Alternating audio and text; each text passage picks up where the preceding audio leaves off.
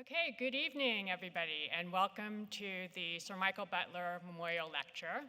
My name is Stacy Pearson. I am president of the Oriental Ceramic Society, and this is the second event we're having this month in our centenary year, and it's also a very special one because tonight's lecture is all about the Sir Michael Butler Collection, and we are going to hear about the fruits of many years' research on this collection by Katharine, Sir Michael's daughter, and Teresa Canepa, who is a renowned specialist in Chinese ceramics.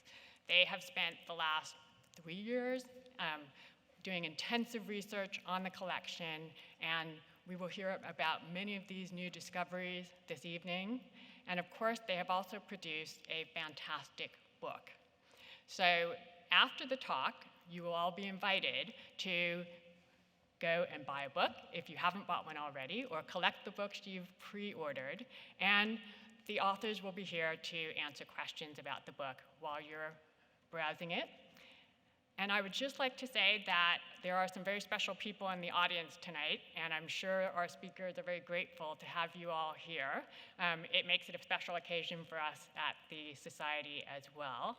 So without further ado, I'd like to hand over to our speakers, Katharine and Teresa. Welcome.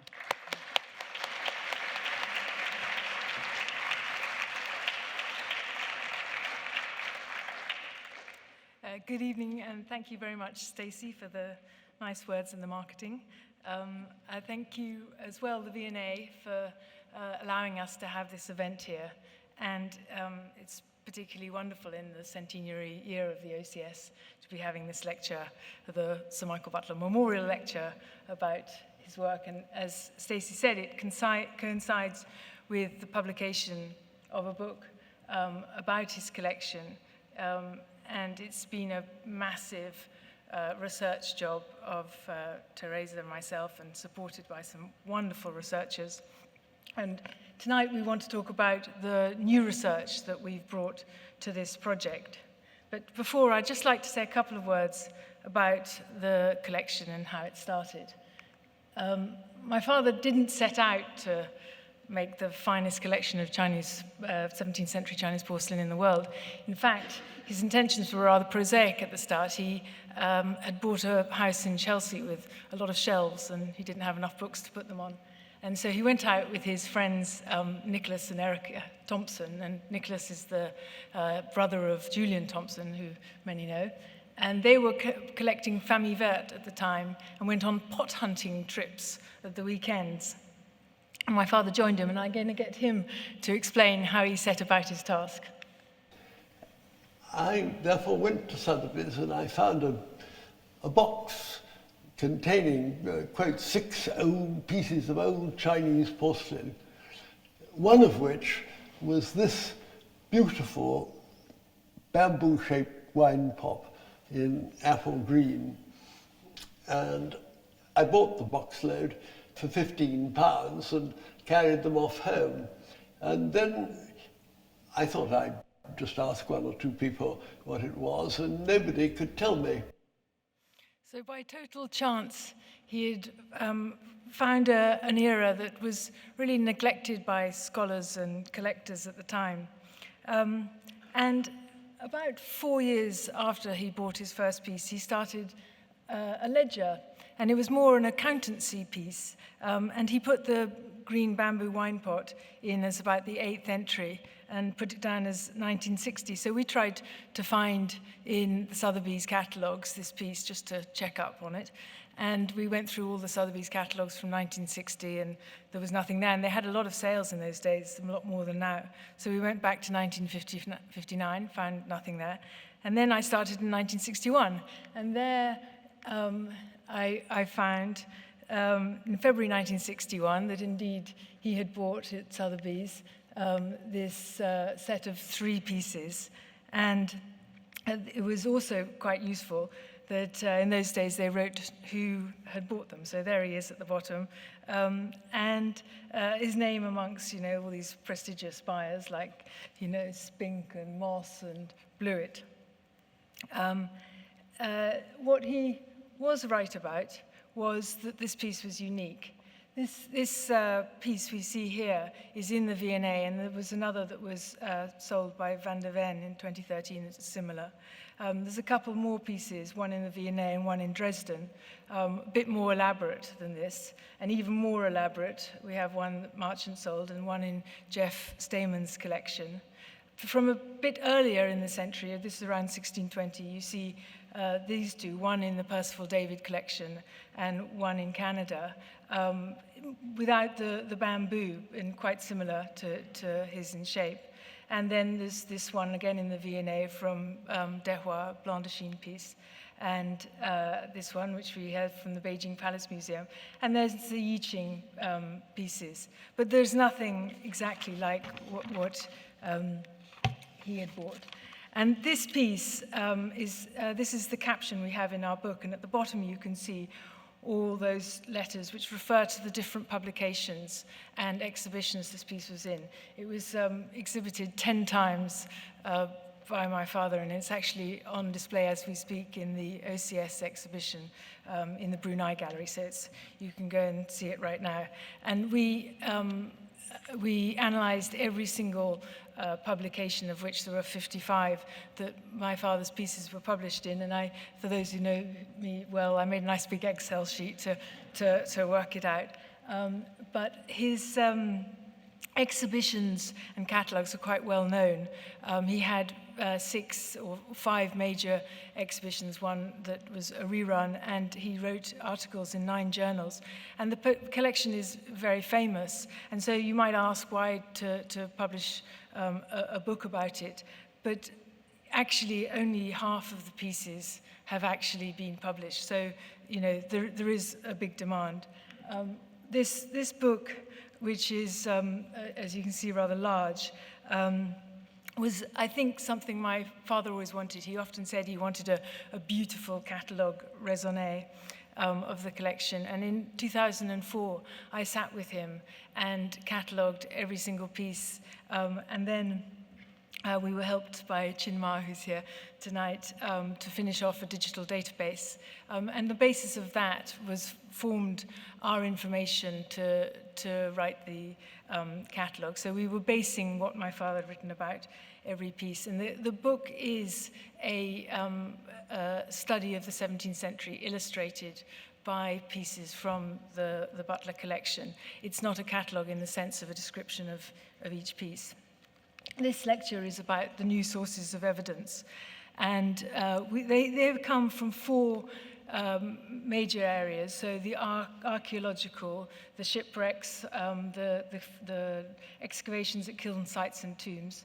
Secondly, a lot of new archival information. We found new information about donors and new comparisons from woodblock prints and paintings. A bit of new science, which I think is an area that there's a long way to go, but information about glazes. And then the dated pieces, or pieces that are related by narrative scenes and their shapes, and most importantly, relating to the dates.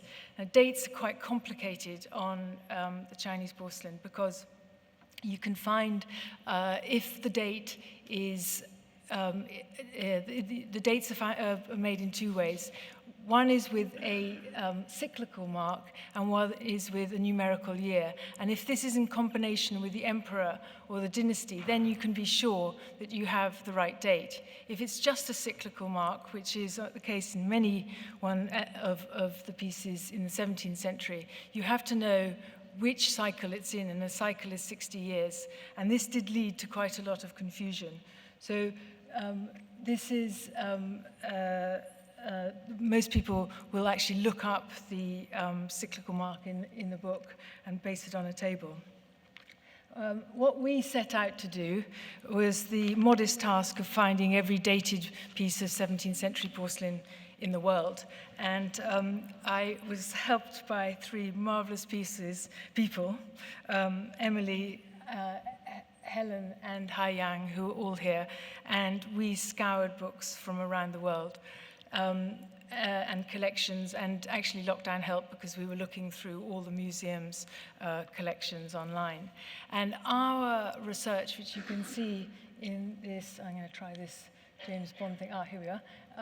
This is the pieces that we found, 438, and we based our research on my father's.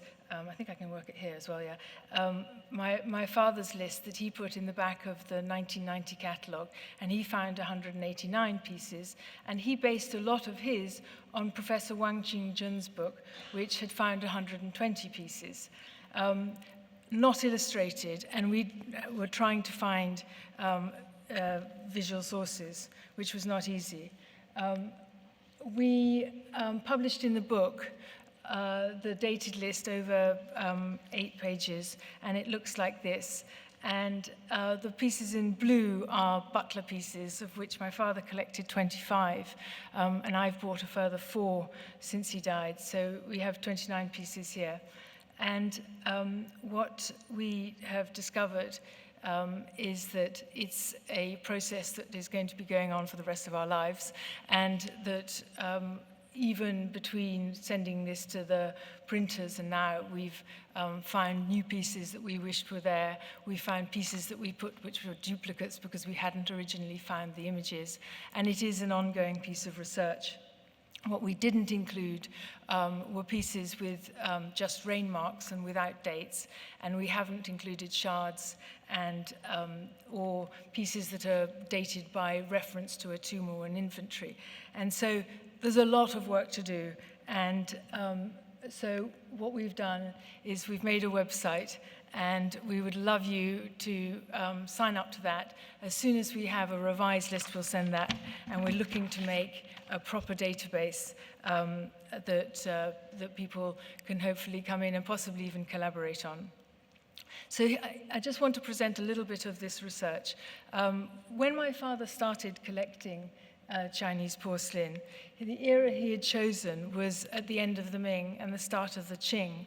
And it was, as most of you know, an era where there were no imperial commissions at the kilns. And the pieces that were known to be dated during that time tended to be these rather rough, often possibly even provincial pieces made for temples. And so it led a lot of the commentators to believe that nothing good was made during that era. And indeed, these pieces are all made in the Chongjin, the last Ming emperor's reign. And you can see that they're very similar. And a couple of pieces here from earlier on, also very similar. And even much later on in the century, this piece is 1684, you will see that the structure of the pieces is also similar. What we found in our research just before this lecture, which I'm sure some people will be very excited to know, is this piece, which is on display in the Brunei Gallery at the Centennial Exhibition. We think we found its brother. This is in the inscription on that piece talks about 4 temple incense burners being made for a temple, and this looks like it's one of them. So this research is yielding, pairs and putting pieces together, which hadn't previously been seen, which is very exciting. We found a lot of incense burners. The earlier ones, they're not necessarily low quality. These are rather beautiful ones from the beginning of the 17th century. And here we have a group more of the tripod ones with the same dragon chasing flaming pearls surrounding a tomb plaque with a lotus covering and in the incision. And we have also found another pairing, which are these two, which, despite being a part of, from other sides of the world, we believe they were made together from their inscriptions. Here are a couple more. I just wanted to sort of try and wow you with the amount of research we've done, and I realize that I'm going quite quickly. This group shows the same thing, that these pieces made as votive pieces were rather unexperimental. And throughout, this is over 100 years worth of dated pieces, and they haven't changed an awful lot through this time. In this group, we have 2 Butler pieces, the very grand 1639 dated incense burner, and another one from 30 years later. Even more incense burners, I'll get them off in a minute. These ones are figurative, and again, some of them quite high quality. The interesting point here is to see that there is a slight change in the shape, with the belly sort of swelling out towards the end of the century. And the decoration on these figurative ones are mostly Buddhist themes. They're the 18 Lohans, but there are 2 Taoist ones, which are actually the 2 Butler ones, with Shu Lao and the 8 immortals, and some more immortals on the other one. The piece at the bottom is, as you see, an enameled one, and there were much, much less enameled pieces with dates on them. However, we did find this group, which have been seen before, but nobody has put as many of these together as we found. We found a group of 8 of these dishes that were made for one of the princely families, and they're all dated 1634 with this vertical 8-character inscription. And you can see they're all in very prestigious locations, and clearly very important, belonging to the Ming princely family. This slide shows the back of 3 that you've seen on the left, and you can see the inscription there. It doesn't have the rain mark, it just has the Jia Shu cyclical date. And on the right, we found a bowl of this group that was for sale in a Swedish auction house. Again, something that hadn't been seen before, and very interesting because we can relate it to this bowl in the Palace Museum, which was, it's dated 1638, so a couple of years later. You can see the dragon is very much the same model. And we've related that to this piece in the Butler collection, which we believe is a bit later. The glazes are smoother, but it's an unusual piece enameled on the biscuit. And for the Zhao family, there were also pieces, in blue and white. We found the 2 at the top left in museums, and then 2 in auctions. We haven't handled them. They look quite good, but that's one of the big troubles of making this list, is you never know if the pieces are right or not. And we've related this group to this dish in the Butler collection, which is clearly the same model, and therefore the same kind of date. Now, I want to talk about the high transitional. Sir Michael played a critical role in creating a chronology for 17th century Chinese porcelain. And here are some roll wagons with dates in the 1630s, and are exceptionally high quality. My father coined the word high transitional in his first foray into academia, which was a lecture to the OCS in 1984. And these pieces, you'll see, all have cyclical dates, but they are dates without a reign or a dynasty. And so you need to know which 60 years these pieces are made in. Indisputably, they're high quality, and many people who believed nothing good could have been made without imperial supervision dated them to 60 years later.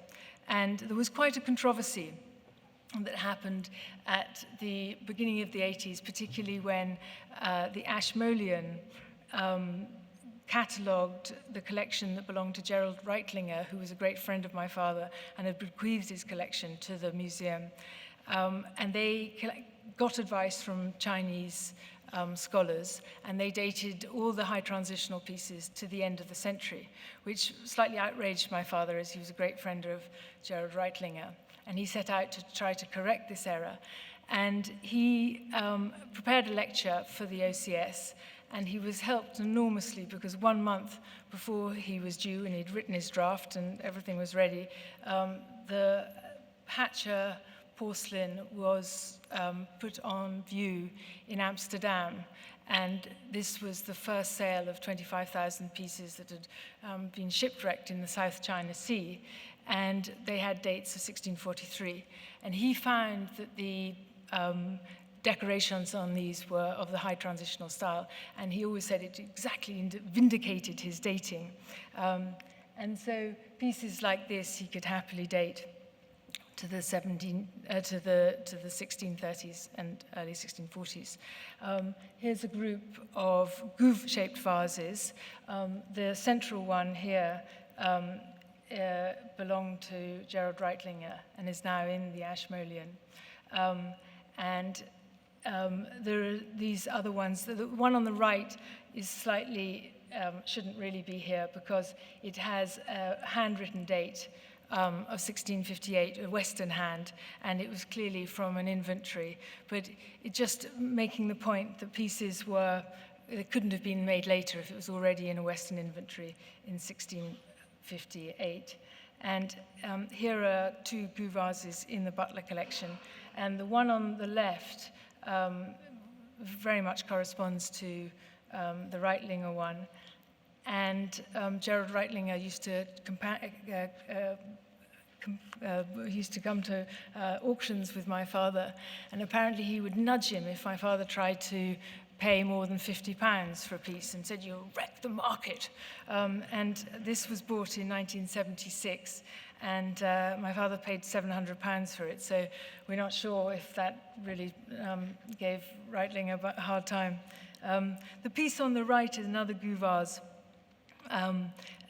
It also relates to the high transitional ones, but probably is a little bit later. And one of the reasons my father will have dated that, amongst several, is that it has a seal mark that is Zhu Ying, meaning bamboo shadow. And we've found some other pieces like that, which can help with the dating. On this slide, I just wanted to show the vast variety of pieces made in the high transitional style, very experimental. This one has a green glaze on it. It was actually in the collection of the Thompsons that my father will have known. The central piece is a very strange shape that my father believed was unique. And the piece on the right is very important because Regina Crowell, when she was cataloguing the Topkapi collection, came across in a 1960 Chinese journal.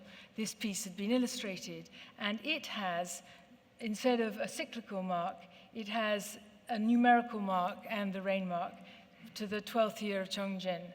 And so there was no question that this piece that was made with all the characteristics of the high transitional style was made during that time, and it was 1639. So this in 1986, when she published it, laid to rest that whole debate.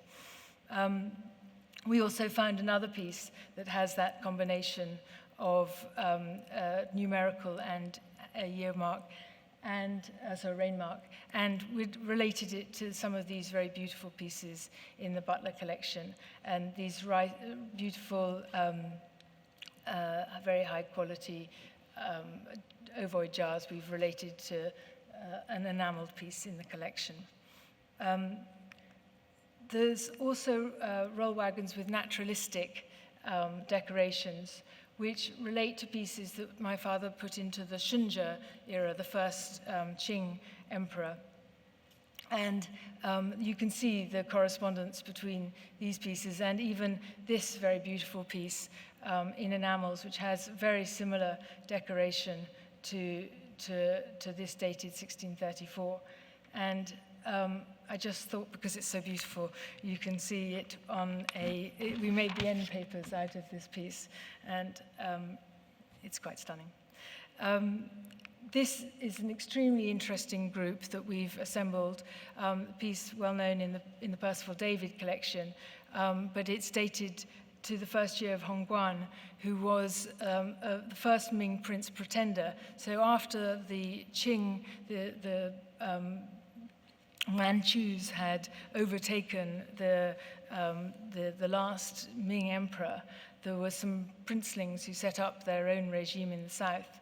And this was an emperor that never existed, but somebody thought that he had a good chance and commissioned a piece for him. But it was Kuang Fu, and this piece recently exhibited in China has the same mark as you can see there. And Kuang Fu was the governor, or was a governor of Jiangxi province, called that. They were probably for him, but it's very specific date.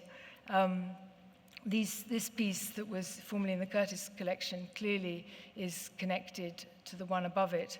And this piece, also formerly Curtis, now given to the Metropolitan Museum, is also the first year of Hongguan. So really interesting section of pieces. And we've related it to this piece in the Butler collection, also on display at the OCS Centennial exhibition, which Julia Curtis and my father believed was probably by the same hand as this one, dated 6 years later. The Butler piece is dated 1639. Another group of pieces that are extremely interesting and unusual.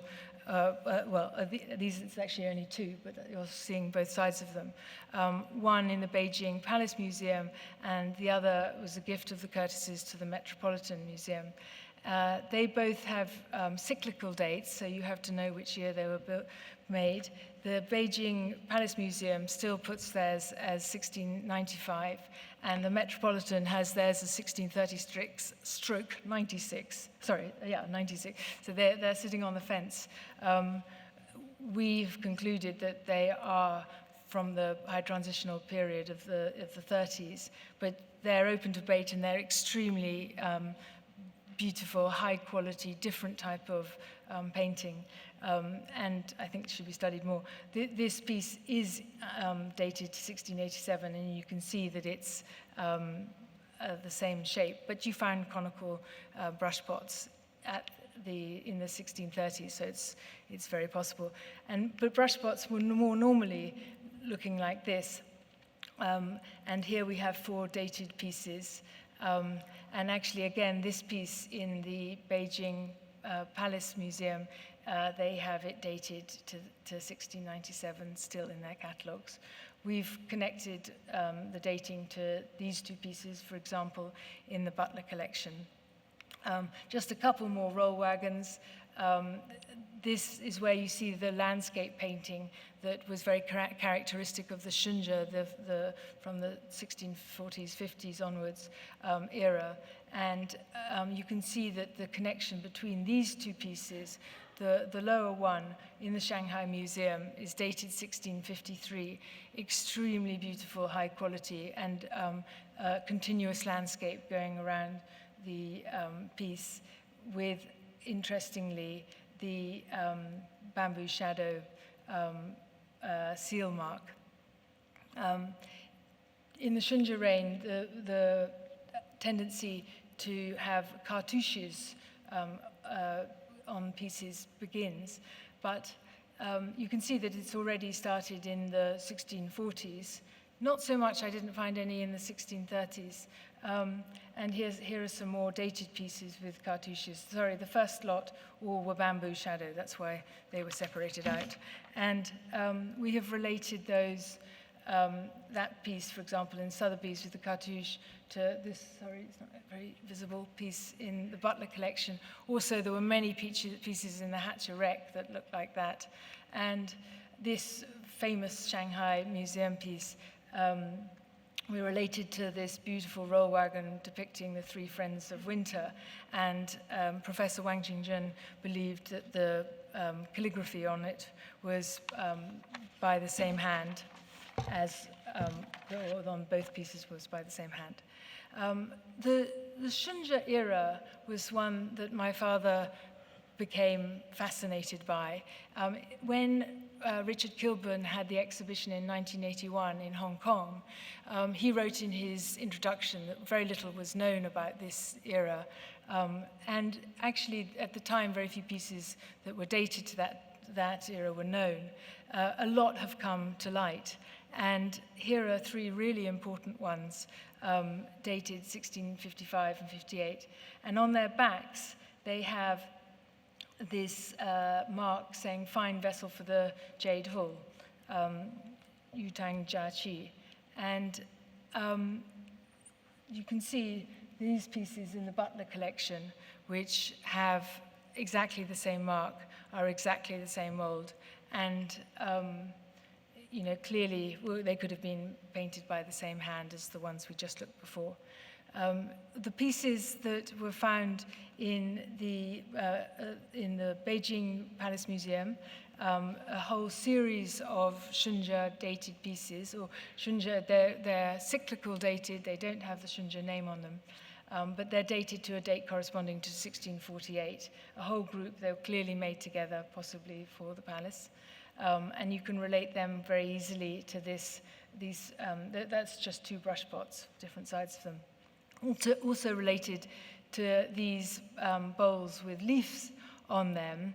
The one on the left has a 1648 date, we would see, but the one on the right, if we believe it, because we didn't see the back, but the auction in Australia promised that there was a 6-character Shunzhi mark. I don't have a picture. However, these you can clearly relate to two pieces in the Butler collection. They were clearly the same mold.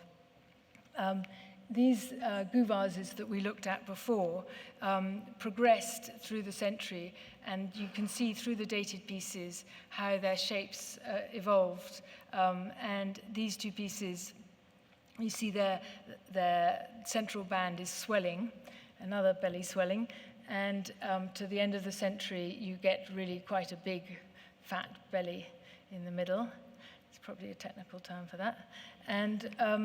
And this piece, which has broken the rules slightly with the central part, but is dated 1664, was formerly in the Curtis collection, is again evolving the shape and the decoration around the pieces. However, we did find that the Shunzhi is a difficult era. These three pieces are dated. It's the 1655 incense burner we saw a bit earlier, and two pieces that are clearly in the same mold of decoration. It's this very sort of wet brush dragon.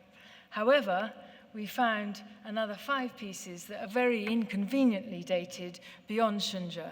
And if they didn't have dates on them, we would definitely have called them Shunzhi. And so I think what we can see is that when you have to date things, particularly on votive pieces, you have to watch out. These are 2 pieces in the Butler collection. The top one is dated to 1665. It's only 4 years after the end of the Shunzhi reign, 4 years into the Kangxi reign. But the one below, very similar. We've dated Shunzhi, but perhaps we should just extend the boundaries a little bit.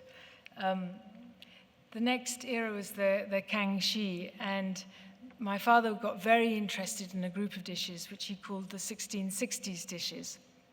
And in fact, there are only a few dated, but the ones that are dated 1660s, in the 1660s, and I'm showing 3 of them here. And they're extremely high quality and beautiful painting, often with stories from the Romance of the Western Chamber, as these 3 are. And some of them have Kangxi marks on them, which is very early in the reign, and he often pondered whether they could have been made for the court.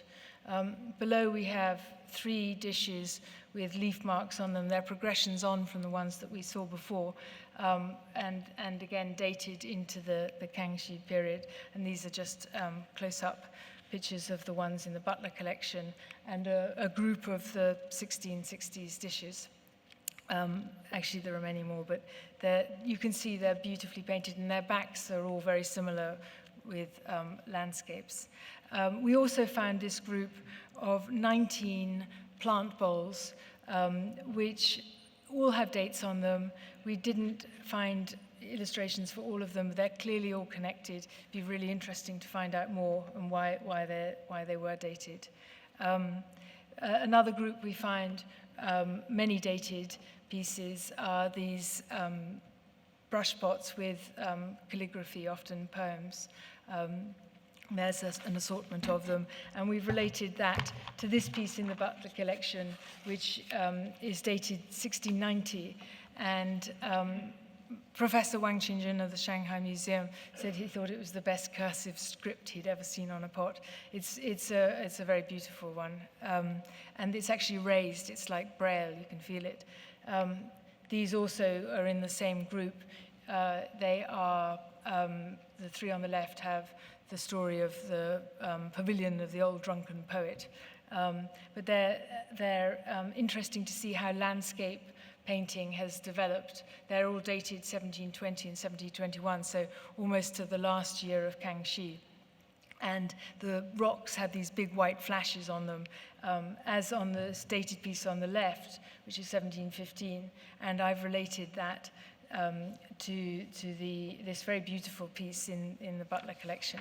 Now I'm going to let Teresa talk a little bit, and then I'll jump in again halfway through.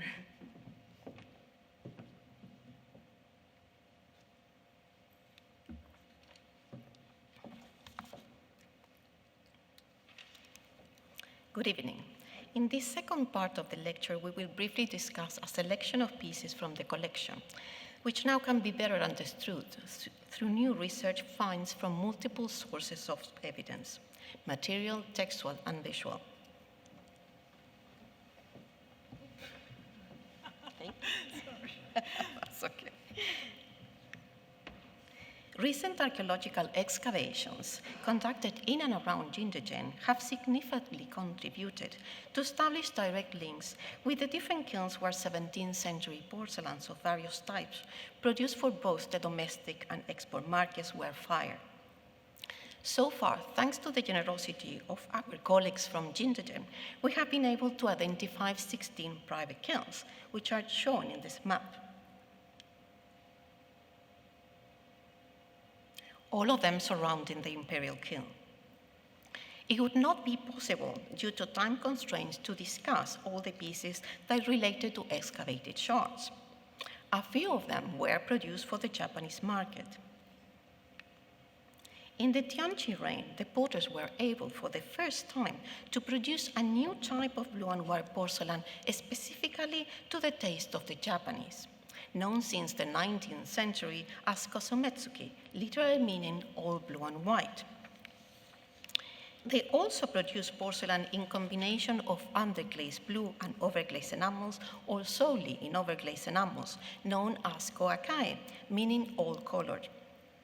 These porcelains produced in large quantities in a wide variety of shapes and seemingly careless decoration responded to the Japanese demand for wares intended for the tea ceremony. And the kaiseki, a light meal that preceded the serving of thick tea during the tea ceremony.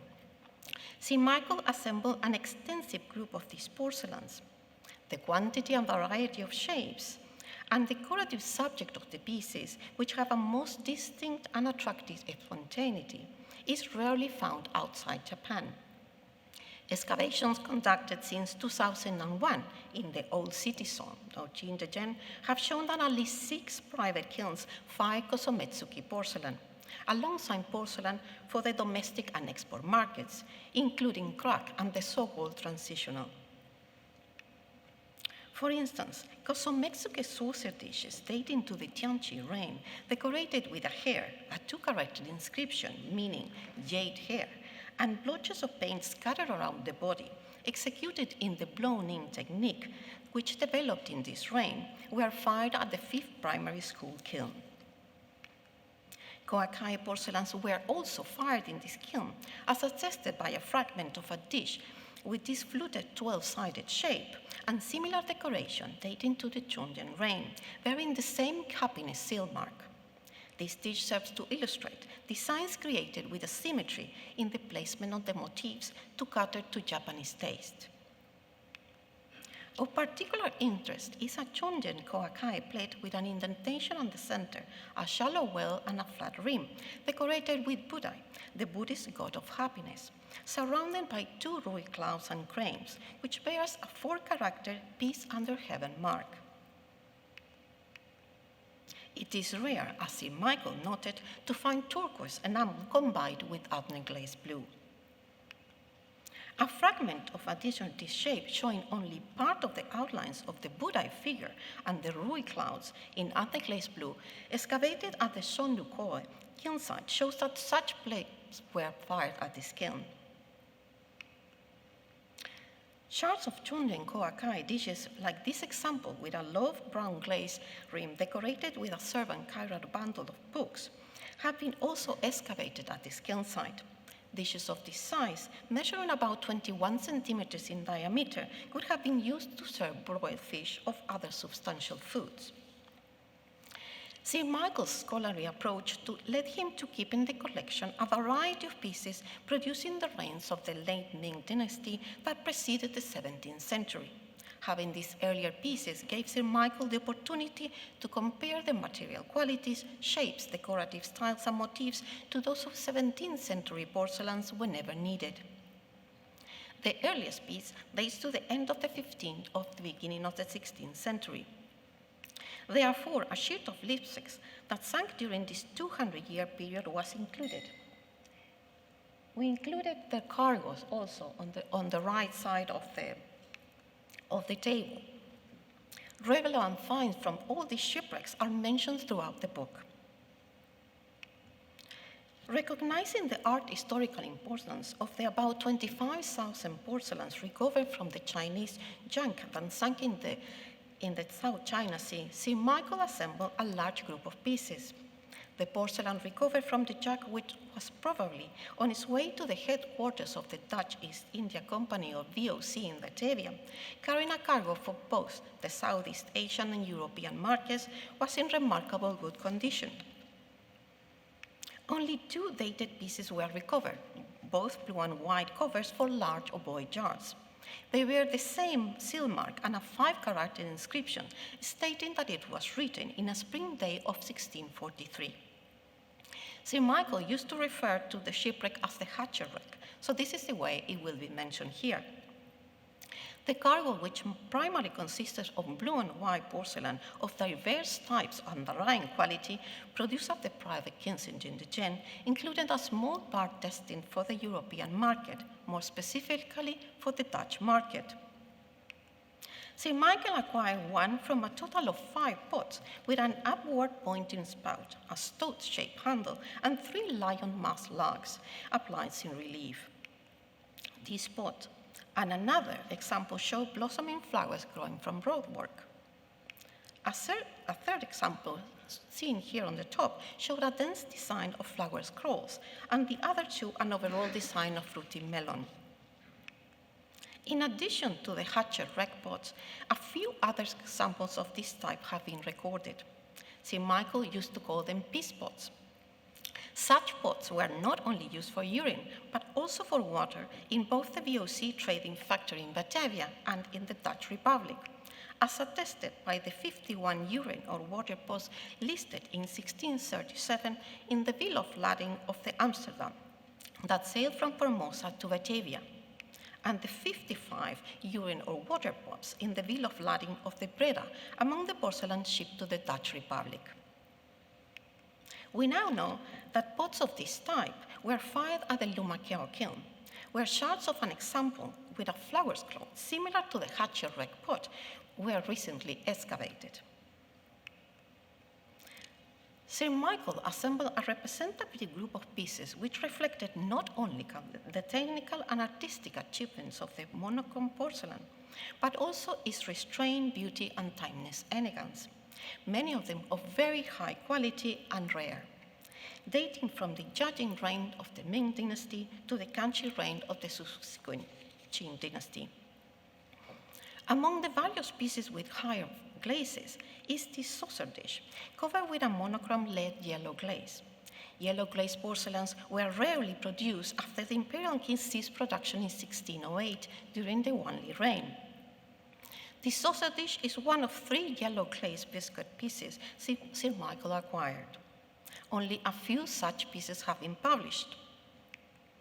Archaeological finds at Jindajiang have shown that yellow glazed saucer dishes with similar in-size decoration were fired at the Shibakao kiln. This kiln, located about 500 meters away from the southern gate of the imperial kiln, also fired high-quality crack and transitional-style porcelain. Some pieces are not, strictly speaking, monochromes. These include a considerable number decorated with color enamel glazes applied directly to the high-fire porcelain. This small saucer dish shows an apparently unique enamel on biscuit decoration. Its interior is molded in relief with a 4-colored dragon encircled by waves and 2 other dragons chasing and flaming pearls, and is covered with a monochrome copper-green glaze. The underside is enameled with a distinctive pattern known in China as tiger's green, and in the West as egg and spinach, inspired by Tang Dynasty Shunzhi glazed ceramics. Green glazed saucer dishes with similar decoration have been also discovered at the Shibakao kiln. During the course of the research, important new information concerning some pieces was gathered from textual sources. This high transitional incense burner, for instance, bears a 9 character inscription incised to the right of Wanjin, the goddess of mercy, that reads, supervised by Lu Hongsheng in the autumn months of the Yimao year corresponding to 1639. Recent research by Emily Young has revealed that Lu Hongsheng, who took a post of magistrate around 1638 in Fuliang, the county in which Jindajiang is located, may have supervised the production of this piece. It is well known that many books containing woodblock print illustrations of classical dramas, novels, and legendary stories provided a rich source of inspiration for the decoration of 17th century porcelain, reflecting the critical, ethical, and political concerns of the literati genti, or official class which ruled China under the emperor at this time. Beautifully executed in one color in black ink, they lend themselves easily to the decoration of high transitional and other types of late Ming porcelain produced for both the domestic and export markets. Encyclopedic books were commonly used as a source of inspiration for landscapes, particularly for motifs such as trees, rocks, plants, and figures. From 1984 onwards, Sir Michael noticed some defining features and motifs that he recognized in pieces of high transitional porcelain. For him, they reflected the highest point of late Ming production. The beauty and elegance of the pieces is unparalleled, and they range from extraordinarily high to good quality. As we see in this brushboard of truly outstanding quality, showing a scene of the Han Dynasty historical drama of Kai Yang, the painted decoration mostly executed with carefully delineated and fluid lines, typically shows vertical layer rocks and swirling clouds, linking the beginning and end of a narrative scene, which Sir Michael called a back to the picture. This was not a novel feature used by the porcelain painters, as believed by Sir Michael and other researchers. At least from the Yuan dynasty, as Ni Yibin has noted, narrative scenes painted on porcelain had been skillfully linked by using a couple of trees or gnarly rocks. However, the use of layered rocks and swirling clouds to link the beginning and end of the scene was most probably inspired by prints like those included in collected illustrations of the Three Realms, the first printed in 1909, which is regarded as the earliest illustrated encyclopedia printed in China, or in an album of Tang poetry and paintings published during the Wanli and Tianqi reigns. Also represented in the collection is high transitional porcelain decorated with scenes of flowers and birds inspired by painting manuals. A cylindrical brushpot, which is taller than most high transitional brushpots, is finely painted with a bird perched upside down over a branch of blossoming prunus. This motif may have been inspired by a print such as that included in the 10 Bamboo Studio Manual of Calligraphy and Painting. Developed and printed between 1619 and 1633, it is the earliest Chinese book printed by technique of polychrome xylography, known as Tuban. This brushpot is of particular interest as it bears a 6-character inscription reading, acquired by Zhang Shunzhi in the Yuan year, corresponding to 1638, written in ink on the base. Sir Michael noted that it's extremely rare to find such an inscription in high transitional porcelain. Closely related depictions of a bird perched upside down on a prunus branch appeared in porcelain produced during the reign of the first Qing emperor, Shunzhi, which lasted only 18 years, from 1644 to 1661. Archaeological finds have shown that Shunzhi porcelains were fired at least in 2 different kilns, Shibakiao and Luomakiao. The attractive decorative feature of using washes of diluted blue to surround the flowers of the prunus tree seen in this large, high-quality roll wagon dating to the Shunzhi reign first appeared in the 1640s. It was most likely inspired by prints such as those included in the same Manual of Calligraphy and Painting. This feature continued to be used in blue and white and woodside porcelain in the latter years of this reign, and in the Kangxi reign, as seen on the rim of this large deep dish showing a superbly executed landscape in the Master of the Rock style that beautifully combines ambient glazed blue and red. One cannot fail to wonder whether the newly invented techniques of polychrome xylography that reproduce the effect of watercolor paintings used in this late Ming manual inspired the porcelain painters to use a beautiful palette of brilliant overglazed enamels, usually iron red, green, yellow, aubergine, and black, to decorate some high transitional pieces such as this goose-shaped vase showing a scene taken from the novel Investiture of Gods. The cover jar with a scene representing the legendary story of King Wen and the elderly sage Taigon Yang, and the small ovoid jar, all most probably intended for the literati market. Sir Michael considered that the Shunzhi reign was the most innovative of all reign periods of the 17th century. The use of narrative scenes taken directly from dramas, novels, and plays, or inspired by them, became increasingly popular in this reign, reflecting the concerns of the literati at this time of dynastic change.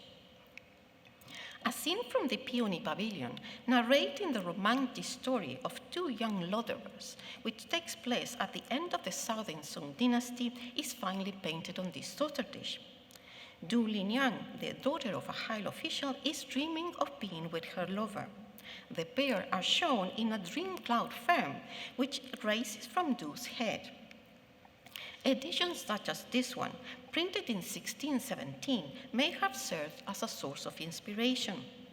This manner of representing a dream is similar to that of a saucer dish, with a scene derived from the short story Dream by the Qiantang River, including in the appendices of an edition of the Romance of the Western Chamber, which also bears an apocryphal 6-character judging reign mark.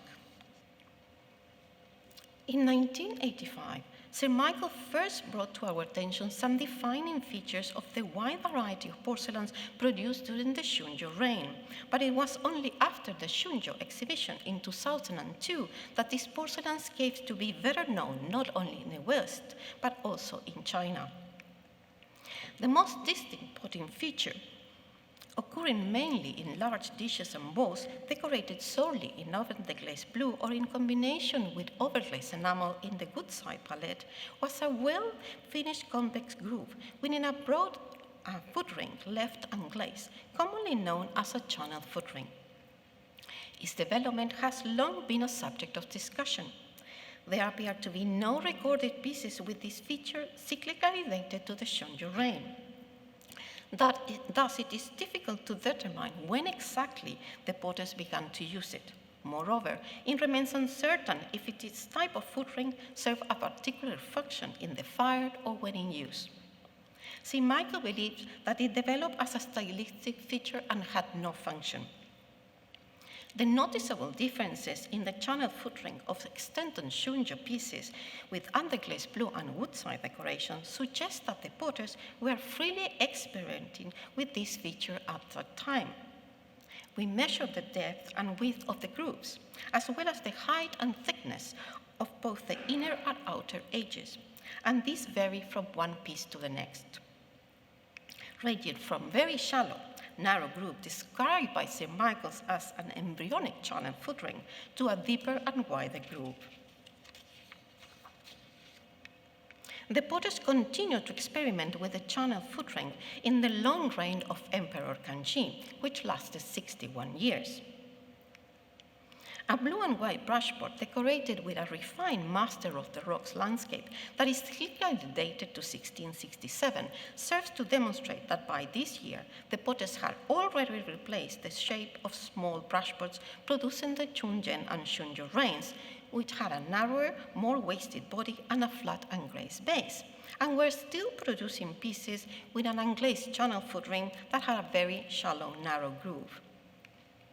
This channel foot ring relates closely to that of a shard dating to the early Kangxi reign excavated at the Shipwrecks kiln site. Extant pieces with cyclical dates show that by 1671, a wide, fully developed channel foot ring was being commonly used in deep dishes of large size, and by the following year, in saucer dishes decorated in underglazed blue and red, like these two Zhonghetan examples showing scenes from the Romance of the Western Chamber dated to 1672 and 1673. Shards of a saucer dish of this type, cyclically dated to 1672, were excavated at the ruins of the imperial kiln. Excavations at the Fulian magistrate site, located not far from the imperial kiln, have brought to light 180 shards that originally formed part of about 60 small Zhonghetan dishes with landscapes and poems like these two examples cyclically dated to 1671, with a channel foot ring that varies slightly from one example to the next. Although the channel foot ring became a common feature, it had virtually disappeared by the late Kangxi reign. It seems possible that the Shunzhi pieces with variously shaped channel foot rings, like those in the collection I just showed you, were also fired at the Shipwrecks kiln. Now, Katharine will discuss a little bit about the Zhonghetan pieces, and then I'll come back. I'm just going to jump in here because my father made a collection of this Zhonghetang group. He was particularly interested in them. Zhonghetang being the Hall of Central Harmony, and they all have this very high quality painting with underglazed red. All of them have, except for the bowls, channel foot rings on their bases, and they're all dated between 1671, 2 and 3, and there's only a couple of pieces dated 1673. They're extremely, there's been a lot of debate over the years about where the Zhonghetang was and whether or not these pieces were imperial. This is a group of the backs of the pieces in the Butler Collection. We've assembled a group of about 50 of these pieces around collections from around the world. There's 25 small dishes in the group, and they're grouped according to the poems on them, which Peter Lamb, in his 2017 lecture to the OCS, found that various poems that they illustrate. Almost all of these are 1671, although not illustrated here. We have two that are 1672 and 73. There are bowls, of which the two down here in the Butler Collection, those are the ones that there's a very famous story that my father got given them by a French bank when he was doing a deal there. These bowls here are in the there's one in the Shanghai Museum and one in the Percival David collection. They look quite imperial, to me. Then we found 7 of these lotus-shaped dishes, again, very high quality and actually based on a Wanli shape, all with the 8-character mark. And these, I think, have dates of 1672, except for one. And these dishes, oops, oh, my screen's gone blue here, that Teresa just showed, which have got scenes from the Romance of the Western Chamber, and then there's the one with the very beautiful Master of the Rocks landscape, and we broke our rule of not putting in shards in our, or reassembled pieces. And these are the shards, one of them which Teresa has just shown, which were from the imperial site. However, there's a potential that they were actually builders' rubble moved from a nearby site to level up the ground in the imperial kiln, so it doesn't actually tell us one thing or another. We found these 3 deep dishes with dates on them, 2 of them, one in the Percival David collection, one in Australia, which we have nice illustrations and go and see. This one, tantalizingly, was illustrated in 1955 by Soame Jennings, and we don't know where it's ended up. And I found this in my father's files, which was from a sale in Sotheby's, possibly Sotheby's, in sometime in the century. It was a Zhonghe Tang piece. It's obviously been cut down and turned into a frame, but we don't know where it is now. Related to these is clearly the piece we've seen earlier, this fantastic basin in the Butler collection, which does not have a Zhonghe Tang mark, but it should have. It's got a channel foot room, it's got the underglazed red and the very high quality, and you can see how similar it is to this piece. So I'm handing back again to Teresa, and then I'll be back again.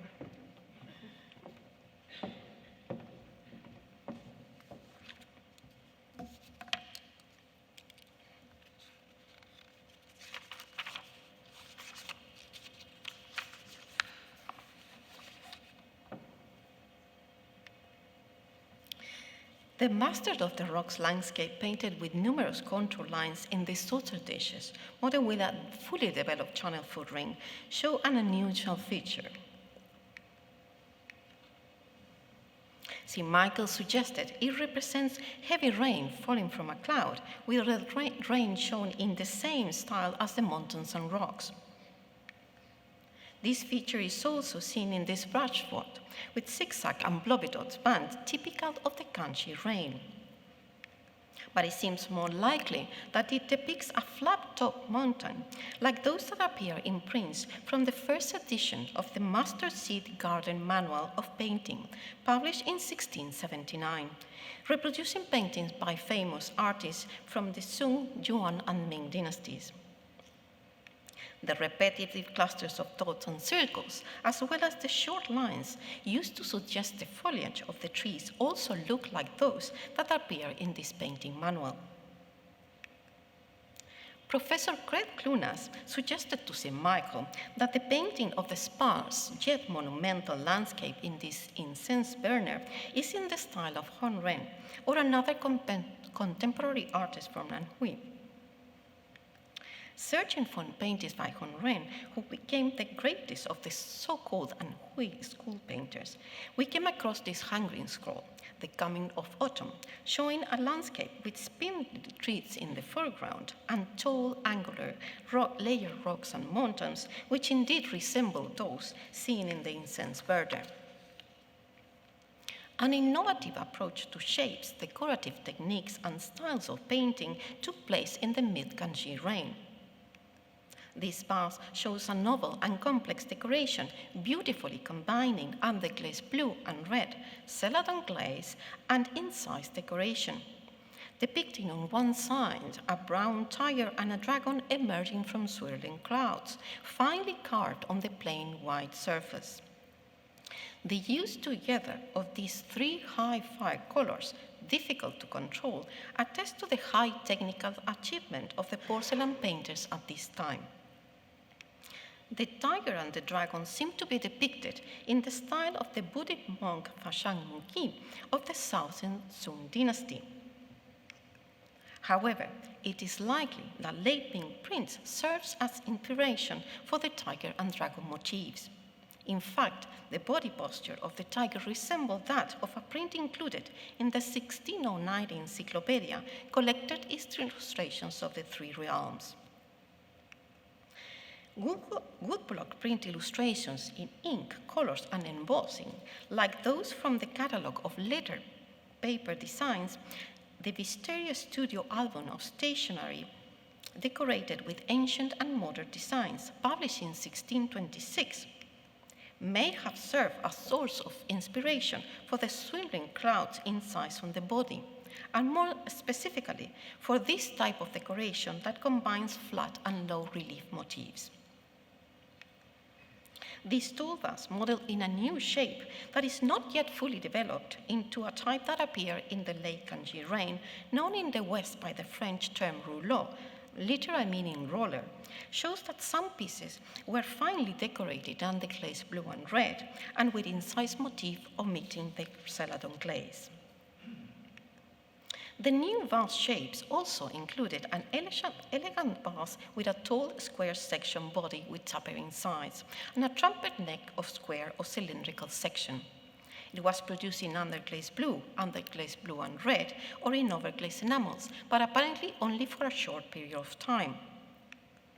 3 dated vases of this shape were found during research for this book, all produced in the early 1690s. We looked incessantly for earlier bronze or ceramic vessels of this shape, but no exact model appears to be recorded. The shape may have been derived from vases modeled after the ritual jade chong produced at Jingdezhen in the Ming dynasty, although the shape shows some resemblance to the cross-section bottles produced from the Wan Li to Chongzhen reigns, mainly for the export market. The profile and proportions are different. Another related shape is seen in the Koakai bottles produced for the Japanese market. The fact that the square section vases of closely related shape with both cylindrical and square section trumpet necks appear depicted in Bogu or antiquities designs painted in high transitional porcelain demonstrate that this vase shape is Chinese and that it was produced in bronze, jade, or ceramic before the 1630s. Bogu designs with such vases continue to be used in the Shunzhi reign. There were a few instances in which the research digressed from Sir Michael and others' dating assumptions. I will show you just 3 pieces that now have revised date of production. One is an opoe jar with molded monster masks applied in relief, decorated in overglaze enamels. Sir Michael, noting that he was not aware of any earlier jars of this shape and that the monster mask handles were clearly Wan Li, gave this jar a very broad date range of Wan Li Shunzhi. A close examination shows that the composition of the animal scenes, the depictions of the plants and grasses in the foreground, and the needles of the pine tree are reminiscent of those seen in large cracked jars produced in the Wan Li reign. However, the layered rock formations in contrasting colors with overlapping rows of short lines, giving the illusion of depth, seen here and here, are characteristic of high transitional style porcelains of the Chongzhen reign. Taking into consideration these distinctive decorative features, a revised dating for the jar to the Wan Li Tianqi reign seems reasonable, and its decoration could be considered as a precursor of the high transitional style. The next piece is a bowl showing a scene of the 8 Taoist immortals waiting to greet Xu Lao. The scene is linked by layered rocks and clouds running horizontally, a feature that has evolved from that seen in high transitional and Shunzhi porcelains. The band below the inner rim is a variant from the typical inverted T-band of the Shunzhi reign.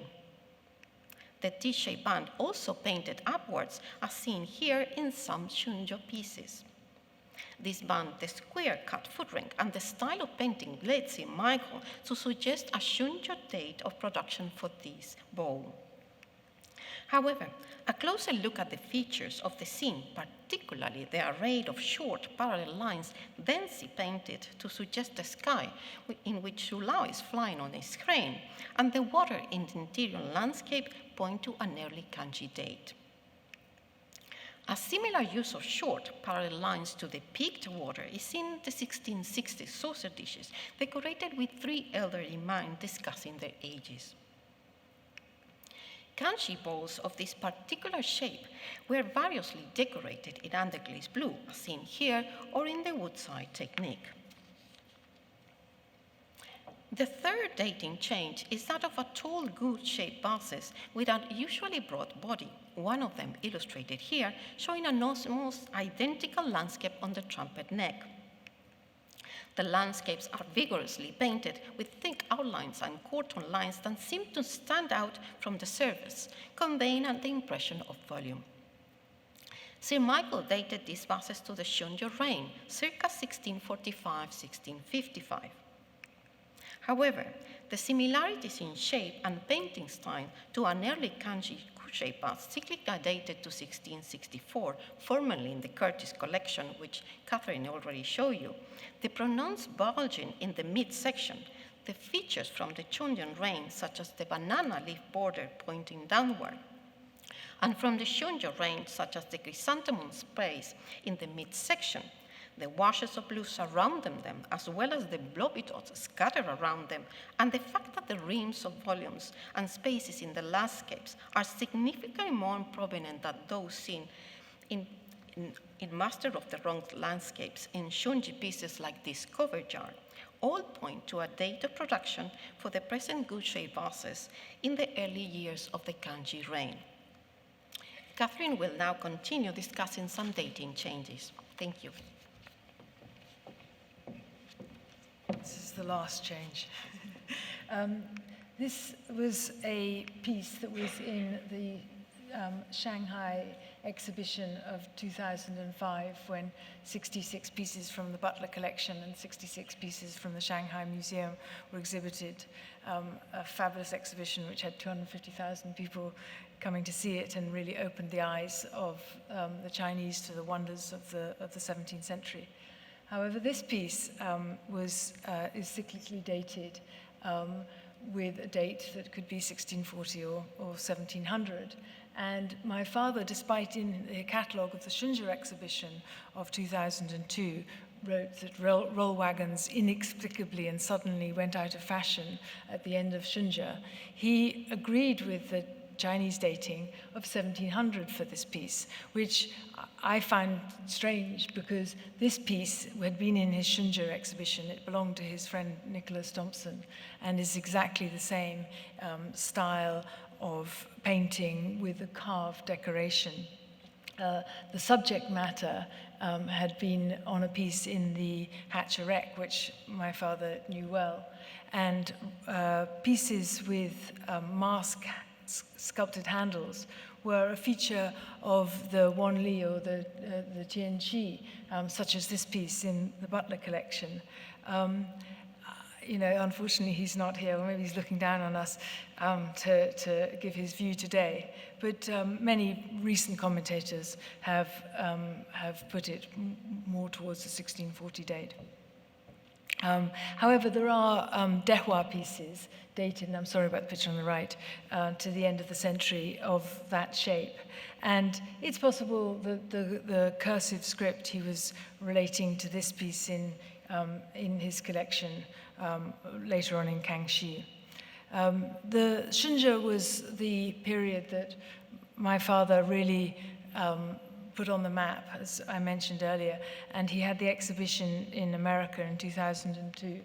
And he bought this magnificent piece from a merchant, especially for the exhibition. It was the most expensive piece he'd ever bought. he used to actually come back saying that he'd fallen in a marchant trap, and a marchant trap was defined rather like Winnie the Pooh's heffalump trap, was when there was a piece that you couldn't resist. It was too expensive, but you bought it anyway and didn't regret it. And this piece was exhibited as a Wucai jar, and in the exhibition they only managed to get 2 dated pieces. This one, which belonged to my father, and he broke his rule when he bought this piece, which was that he always said he had to buy things that were beautiful. They couldn't just be rare or important, and he always admitted that he'd broken his rule with this, but he couldn't resist the Shunzhi date on it. He did not include, which he probably could have, any of these dishes that we found an awful lot of them, and they have 4-character Shunzhi marks on the back of them. I think he had dismissed them as apocryphal, and possibly at the end of the 17th century, possibly even 18th century. I think in Soam Jennings' 1955 book, it also dismisses this group. He was unable, obviously, to get his hands on any of these monochrome pieces with 6-character Shunzhi marks on them. They were, or they are, in places of high repute, which he probably couldn't get hold of. But he did illustrate this piece in his introduction. And it's quite possible that these were actually made for the imperial court. We found this piece he knew that had been in the exhibition in 1981 in Hong Kong. It has a 6-character Shunzhi mark on, and this piece as well is a Shunzhi marked piece. Again, rare enamel pieces from the Shunzhi period. This piece I don't think knew about. It's not dated to Shunzhi, but it has a mark on it that says 100 flowers, and the only other piece with the 100 flowers studio mark has a 1648 date. So it's very useful because it dates this to the Shunzhi era and that style. He did, however, include this dated piece in the Shunzhi exhibition, which was very famously known as the Tyson vase, or Tyson jar. And it has an inscription that dates it to the Bingwu year of Shunzhi, which is equivalent to 1646.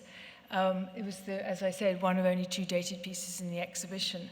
And he had dated, and many commentators had, pieces by analogy to this piece. However, Julian Thompson, during the symposium in 2003, came up to him and said, "I don't think it's right." And so, since there were so many experts present, they convened a conclave of thinkers. And I've got a wonderful photo that Dominic Jelinek very kindly sent me, which was known by Ray Burns as the Gathering of the Eagles. And these great, illustrious people sat round and questioned this piece. It has blue enamel on it, which would make it one of the earliest pieces, or the earliest piece, with blue enamel on it, which became very popular at the end of the century, the famille verte. I think that Julian had questioned the size of the ladies in proportion to the body, the abundant use of black. And then on examination, it appeared that some of the enamels had been applied later. The Eagles, when they were questioned at the end of the meeting, unanimously decided that it wasn't 1646, but they couldn't agree when it was. The Shunzhi Wucai pieces in enamels with underglazed underglazed blue are very rare to find dated, but most of them are dated to the Shunzhi era, and we've come across 2 very inconveniently dated ones, which are way past the Shunzhi era. The one on the right is, again, a votive piece, and one on the left too, probably. you can argue that the dedicatory pieces are more conservative and kept going with the designs for longer. But I think they possibly suggest that the Shunzhi style went beyond the reign.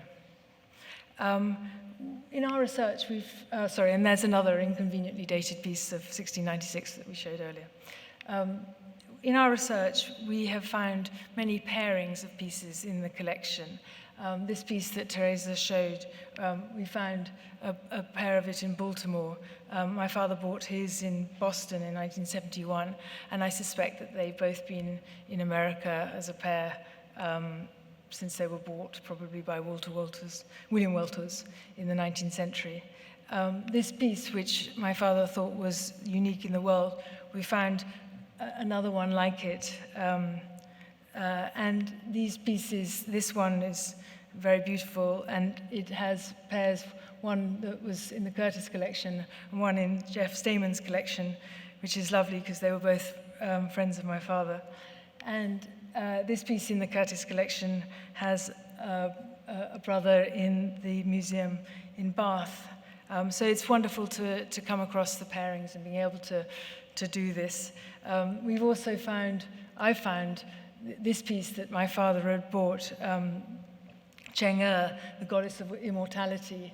I was offered this piece, which is Zhong Liquan, the head of the immortals. And it's so wonderful to be able to put them together. And this piece, well, you know, no news that we found another one, but I have bought a little small green ewer, and it's less refined, but also rare to be its companion. There was an awful lot that we could have put in this lecture. We've gone on way too long, so I'm afraid we won't be having questions, but we can, talk while we sell the books. I just wanted to try to summarize what I thought my father's legacy was. He really created a chronology for the 17th century and particularly helped clear up the confusion over the dating over the high transitional. He opened the eyes to the forgotten era of Shunzhi and showed that there was a distinction between the pieces described in the high transitional style to those of the Shunzhi and those of the early Kangxi. He believed in a very inclusive scholarship. He loved people to come and talk and debate and to change the dating. So I think he would be happy with any of, or at least our attempts. And I think that he was a collector who believed in the appreciation of the beauty of the objects. And that was something that all his lectures, he would go on about how wonderful they are, which wasn't a normal thing that art historians meant to do, but he liked to ignore that. I hope that this book is what is wanted, and I'm sorry we've talked for so long, but I hope you'll enjoy it.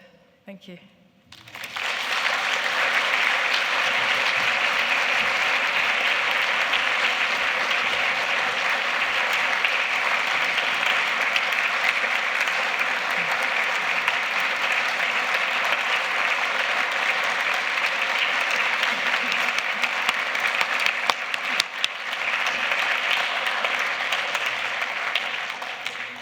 Well, thank you so much, Katharine and Teresa, for that fascinating insight into this wonderful research that you've done and introducing some of the many important discoveries you have made, which are published in the fantastic book.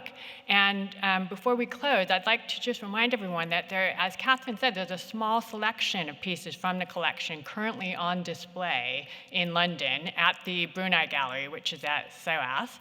And that is in the OCS Centenary Exhibition, which is open until December 11th. And you can find out more information on the OCS website or the Brunei Gallery website, so do take a look at those.